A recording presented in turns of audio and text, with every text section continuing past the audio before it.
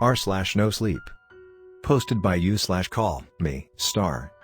Santa and Satan are the same person. Christmas is doomed. I wake up in my Santa clothes. I groan and check the time, 11:11 a.m. must have slept in. Then I glance at my phone again, only this time, noticing the date, December 24, 2021. Bloody elves. That can't be right. Apparently, it's Christmas Eve, which means I've slept for 2 days straight. Impossible. I fumble my way downstairs, dusting the cobwebs from my brain. Good morning, Nicky boy. Ah. Today's the big day. Satan is sitting on the love seat, grinning ear to wicked ear. Hope you're ready. How can it be Christmas Eve already? I croak. I went to bed on Tuesday. His face goes red. That's because you're on Santa time. And Santa needs plenty of sleep before the big day. He flashes me his Rolex. You got one job to do today, deliver the presents. I'm flabbergasted. You expect me to listen to you? You will do as I command. Fire shoots out of him like a flamethrower. I think he's going to kill me, or worse, but he gets back to business. Let the reindeer do their thing. They know what to do. He leans forward. Do not talk to anyone today. You hear me? And remember, you're on Santa time. BB butt. Give my regards to Cupid. He snaps his finger and disappears. This can't be happening.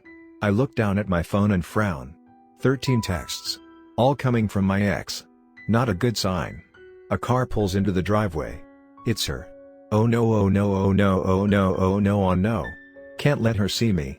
I wallop around the house like a three-legged reindeer. Satan's voice enters my head, telling me to sit down and shut up. I listen. I sit at the very edge of the couch with my head down, trying to hide my face. It works. She takes her things and leaves. As she was walking out the door, she turns and says, "What are you supposed to be? Mall Santa?" That one hurt. Mr. Crinkles comes over and starts rubbing up against me. It's a good thing this furry fella can take care of himself, seeing as how I slept for 2 days straight. Little do I know. He keeps nudging me.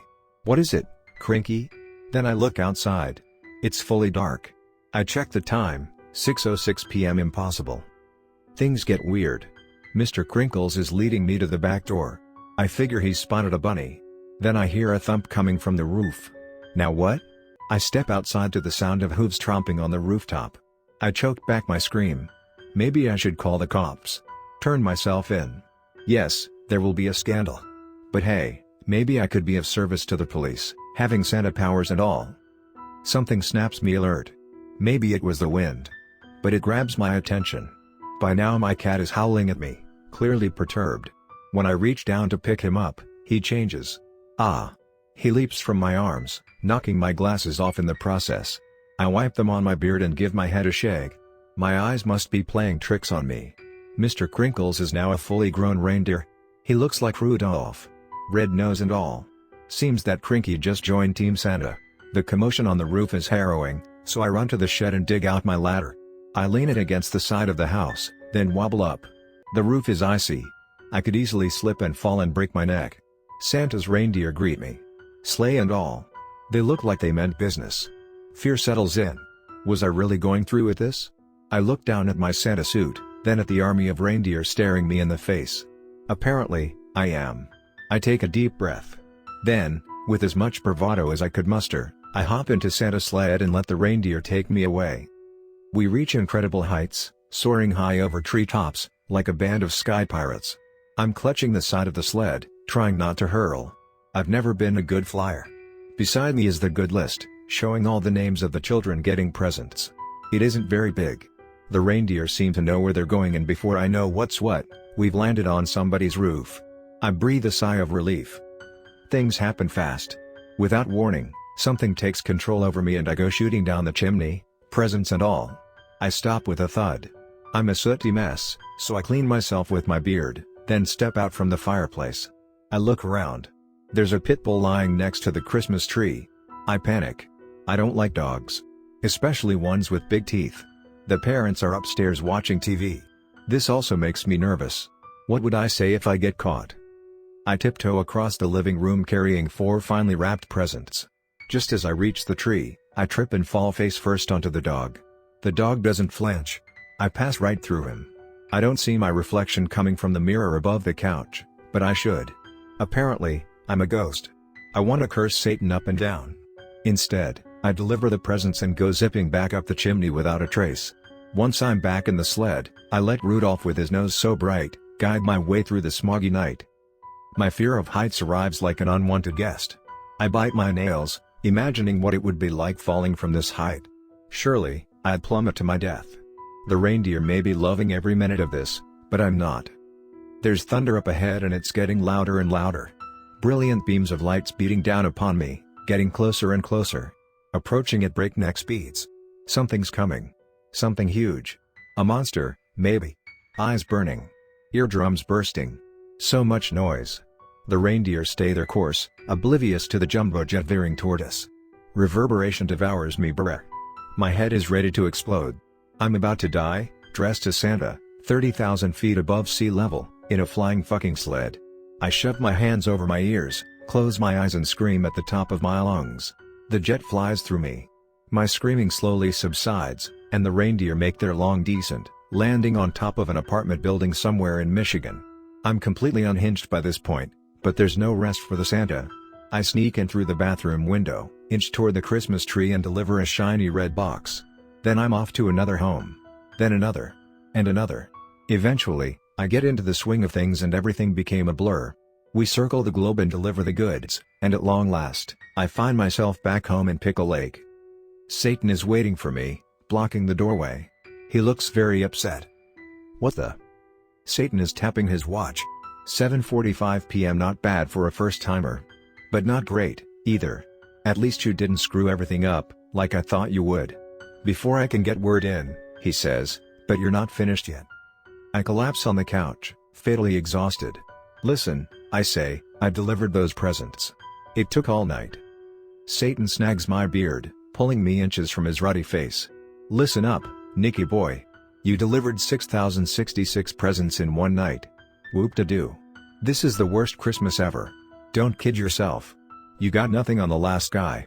He let me go. Last guy? I asked. What last guy? What's going on? Then I lose it. Bile, hateful speech comes spewing from my frostbitten face. I let it all out. Finally, upon realizing this was having no effect on him, I stop. His face goes redder than usual. Let's be clear about something, I haven't been Santa Claus since Abraham Lincoln was president. He's marching around my living room.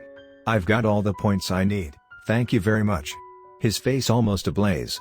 But yes, Santa Claus was certainly profitable. For a while. But that was long ago. The world has moved on.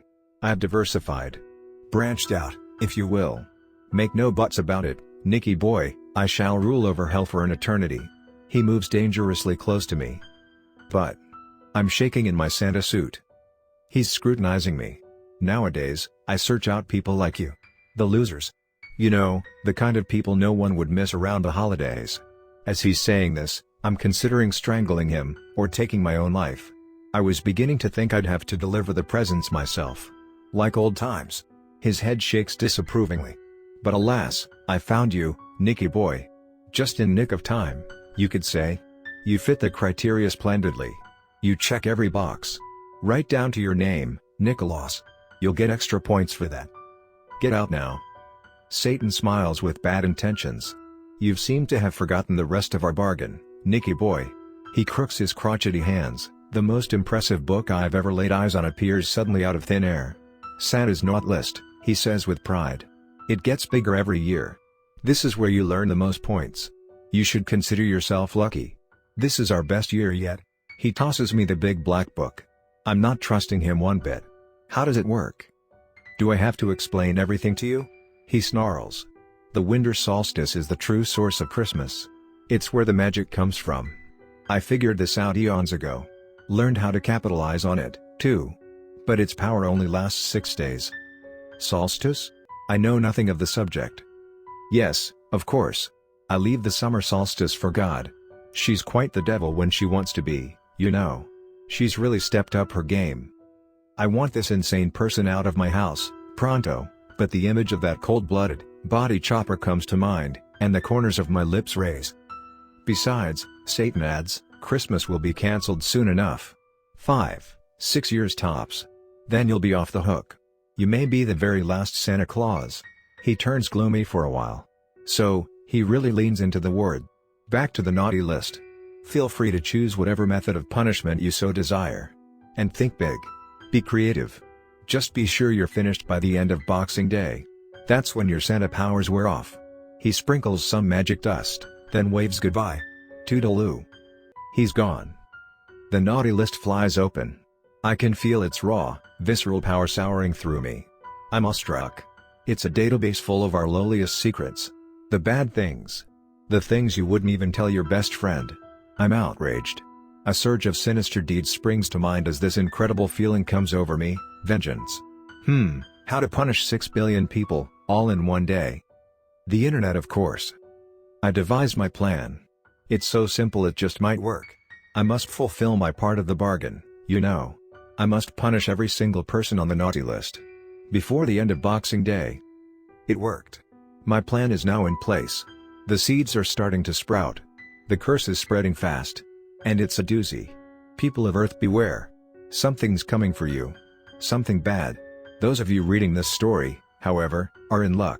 I've added a wormhole to this scheme. Every one of you reading this story, who's on the naughty list, shall be granted impunity. Consider yourself the lucky ones.